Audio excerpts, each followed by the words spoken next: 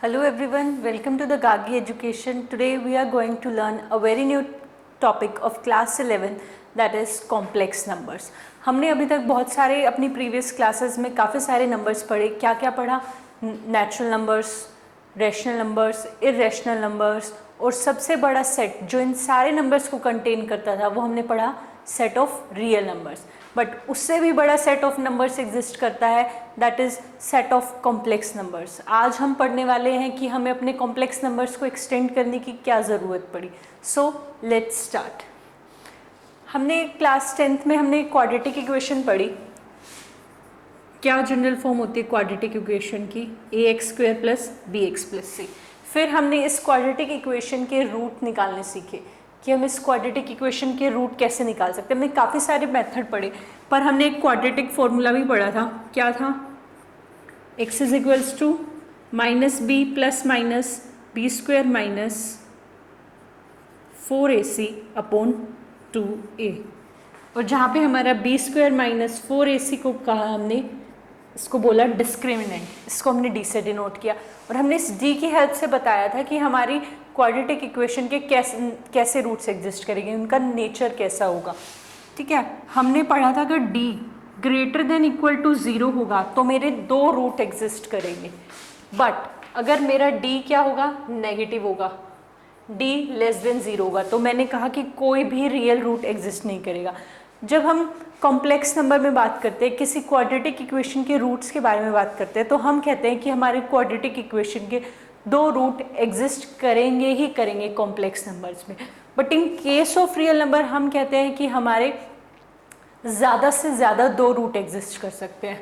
हमने ऐसा क्यों कहा था कि अगर हमारा डिस्क्रिमिनेंट नेगेटिव होगा तो हमारा कोई भी रियल रूट एग्जिस्ट नहीं करेगा? क्योंकि d क्या है? b² - 4ac. d ये d की वैल्यू है और d कहाँ पे जाने वाला है? हमारा स्क्वायर रूट में. स्क्वायर रूट में यानी अगर हमारी नेगेटिव वैल्यू आ जाती है तो हमारा रूट रियल रूट एग्जिस्ट नहीं करेगा. क्योंकि ऐसा कोई भी रियल नंबर नहीं है जिसका स्क्वायर रूट के अंदर नेगेटिव वैल्यू आए. फॉर एग्जाम्पल √-1 है. क्या ये एक रियल नंबर है? ये एक रियल नंबर नहीं है. ऐसा क्यों? मैं कहती हूँ x है, इसको मैंने x मान लिया, ये एक मेरा एक रियल नंबर है. मैंने मान लिया x क्या है? √-1 जो कि क्या है? एक रियल नंबर है. ठीक है, ये एक रियल नंबर है तो मैंने क्या स्क्वायर कर दिया, स्क्वायरिंग बोथ साइड. ठीक है, स्क्वायरिंग कर दिया तो यहाँ पे क्या गया? -1 = x². यानी मैंने ये कह दिया कि x एक ऐसा रियल नंबर है जिसका स्क्वायर क्या आ रहा है? नेगेटिव. पर किसी रियल नंबर का स्क्वायर नेगेटिव हो सकता है? नहीं. तो इसलिए मैंने कहा था कि मेरा कोई भी रियल रूट एग्जिस्ट नहीं करेगा क्योंकि ये हमारी एक x को जब हम निकालेंगे, सॉल्व करेंगे तो रूट के अंदर नेगेटिव वैल्यू आएगी और ये तो एक हमारा रियल नंबर होगा ही नहीं. तो इसलिए मैंने कहा था कि हमारा कोई भी रियल रूट एग्जिस्ट नहीं करेगा. तो ये सारी प्रॉब्लम देखते हुए हमें अपने रियल नंबर्स को एक्सटेंड करने की ज़रूरत पड़ी. हमारे मैथमेटिशियंस ने क्या किया कि हम इस √-1 को है, इसको हमने i से डिनोट कर दिया, सिंबल i से, और जिसको हम बोलते हैं आयोटा. अब इसकी हेल्प से हमारी सारी प्रॉब्लम दूर हो गई और हमने इसकी हेल्प से हमने क्या बना दिया? अपने कॉम्प्लेक्स नंबर्स बना दिए. एक सिर्फ इसको हमने इसका सिंबल देते हुए हमारे सारी प्रॉब्लम दूर हो गई और ऐसे सारे नंबर्स की हेल्प से हमने क्या बनाया? कॉम्प्लेक्स नंबर्स बनाया. ठीक है, अब रूट के अंदर मान लो -5, स्क्वायर रूट के अंदर -5 आ गया. ठीक है, अब मैं इसको कैसे लिख सकती हूँ?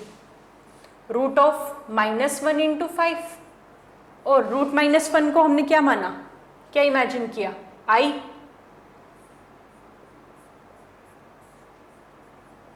ये क्या बन गया? √5 आयोटा. यानी अगर रूट के अंदर, अब स्क्वायर रूट के अंदर हमारी कोई नेगेटिव वैल्यू आ रही है तो मैं उसको इस फॉर्म में लिख सकती हूँ, आयोटा की फॉर्म में. ठीक है, तो अब हमें √-1 को जब हमने i मान लिया तो अब क्या करा मैंने? स्क्वायरिंग कर दी बोथ साइड. तो क्या बन गया? आयोटा स्क्वायर √-1 का स्क्वायर -1 = आयोटा स्क्वायर. यानी अब मुझे एक ऐसा नंबर मिल गया जिसका स्क्वायर क्या होगा? नेगेटिव. और क्या नंबर है वो? आयोटा. आयटा का स्क्वायर क्या होगा, -1। इसके अब हेल्प से हमने अपने सारे कॉम्प्लेक्स नंबर बनाए, ठीक है।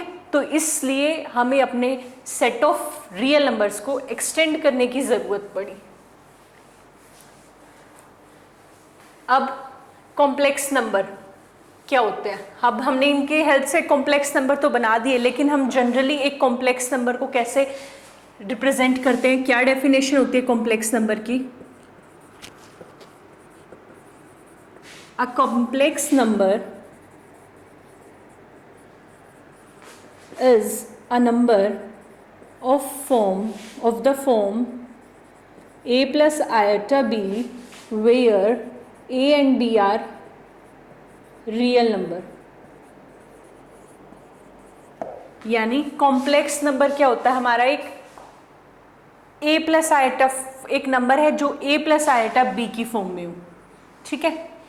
कोई भी नंबर जो a प्लस आयटा b की फॉर्म में हो, जहाँ पे मेरा a और b क्या हो, रियल नंबर, ऐसे सारे नंबर्स को हम बोलेंगे कॉम्प्लेक्स नंबर्स। एग्जाम्पल से और क्लियर होएगा, 3 + 2 आयटा, ये क्या है मेरा कॉम्प्लेक्स नंबर, ठीक है। क्यों? क्योंकि ये a प्लस आयटा b की फॉर्म में है, जहाँ पे मेरी a की वैल्यू क्या है 3 और b क्या है 2, और ये क्या है मेरे रियल नंबर्स। तो 3 + 2 आयटा क्या हो गया, मेरा रियल नंबर हो गया। ऐसे ही 2 आयटा क्या कॉम्प्लेक्स नंबर है, क्योंकि इसको हम 2 आयटा को कैसे लिख सकते हैं, 0 + 2 आयटा, ठीक है। और एक जहाँ पे a की वैल्यू क्या है 0 और b की वैल्यू क्या है 2, और a और b क्या है मेरे रियल नंबर्स। तो 2 आयटा भी क्या है मेरा एक कॉम्प्लेक्स नंबर है। 3 क्या है, कॉम्प्लेक्स नंबर है, इसको कैसे लिख सकती हूँ, 3 + 0 × आयटा एंड 0 × आयटा यानी 0। तो ये भी मेरा क्या है कॉम्प्लेक्स नंबर, जहाँ पे a की वैल्यू है 3 और b की वैल्यू क्या है 0, ठीक है। तो ये सारे मेरे क्या हैं कॉम्प्लेक्स नंबर्स, ठीक है। एक कॉम्प्लेक्स नंबर को हम जनरली z से डिनोट कर देते हैं, z, ठीक है। z = a + आयटा b, ये क्या होता है मेरा एक कॉम्प्लेक्स नंबर होता है, ठीक है। फिर हमने इसके थोड़े सब टाइप किए कि कॉम्प्लेक्स नंबर किस तरीके का हो सकता है, प्योरली रियल नंबर्स कौन से होते हैं, complex number z = a + iota b where b = 0, जहाँ पे मेरा b क्या होएगा, b की वैल्यू अगर 0 हो जाती है तो वो मेरा क्या होएगा एक प्योरली रियल नंबर। फिर ऐसे ही प्योरली इमेजिनरी, ठीक है, इनको इमेजिनरी नंबर्स भी बोलते हैं कॉम्प्लेक्स नंबर्स को। एक कॉम्प्लेक्स नंबर जहाँ पे वेयर a क्या हो जाए 0 हो जाए, वो सारे नंबर्स क्या होंगे मेरे प्योरली इमेजिनरी नंबर्स होंगे, ठीक है। ये z = a + आयटा b क्या है मेरे कॉम्प्लेक्स नंबर, जहाँ पे मैंने कहा कि a क्या होएगा मेरा रियल पार्ट ऑफ z, और b को क्या बोलती हूँ मैं इमेजिनरी पार्ट ऑफ z, ठीक है। रियल पार्ट ऑफ z क्या है a और imaginary part of z = b।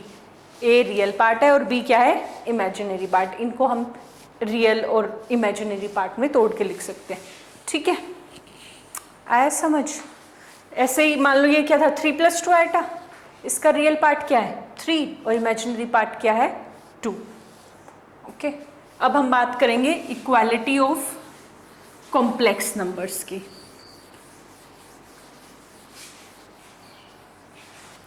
Equality of complex number, हमारे कॉम्प्लेक्स नंबर इक्वल कब होते हैं, मैं कब कहूँगी कि ये दोनों मेरे कॉम्प्लेक्स नंबर हैं, ये दोनों क्या है इक्वल है, ठीक है। कैसे हम कह सकते हैं, क्या डेफिनेशन है इक्वलिटी ऑफ कॉम्प्लेक्स नंबर्स की, ठीक है। मैं मान लेती हूँ Z1 क्या है एक मेरा कॉम्प्लेक्स नंबर, Z2 भी क्या है मेरा एक कॉम्प्लेक्स नंबर, ठीक है। Z1 और Z2 मेरे क्या है दो कॉम्प्लेक्स नंबर। मैं कहूँगी कि Z1 = Z2, Z1 और Z2 क्या है इक्वल होंगे if A1 = A2 and B1 = B2, यानी इसका रियल पार्ट इसके रियल पार्ट के इक्वल हो, इसका इमेजिनरी पार्ट इसके इमेजिनरी पार्ट के इक्वल हो, तब मैं कहूँगी कि ये कॉम्प्लेक्स नंबर इस कॉम्प्लेक्स नंबर के इक्वल है। फॉर एग्जाम्पल ये बताना, अब ये क्या एक कॉम्प्लेक्स, ये दोनों कॉम्प्लेक्स नंबर इक्वल है, ये दोनों कॉम्प्लेक्स नंबर इक्वल है? नहीं। क्यों? क्योंकि इसका रियल पार्ट क्या है 3 और इसका रियल पार्ट क्या है 2।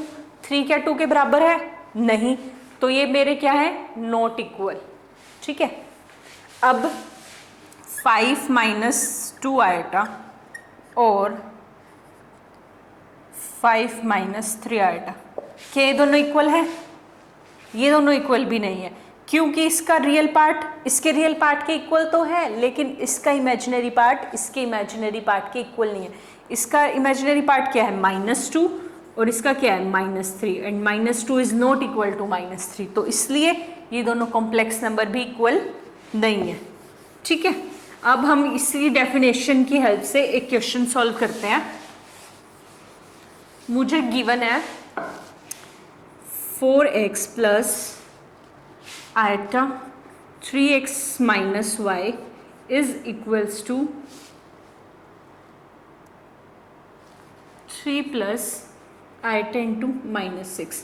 ये कहा है कि ये दोनों मेरे नंबर इक्वल हैं, तो फाइंड करो x और y की वैल्यू।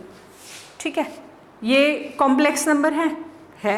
इसका रियल पार्ट 4x, इसका 3, इसका imaginary part 3x minus Y और इसका इमेजिनरी पार्ट -6। अब मुझे कहा है ये दोनों इक्वल है, तो मुझे x और y की क्या करनी है वैल्यू फाइंड करनी है।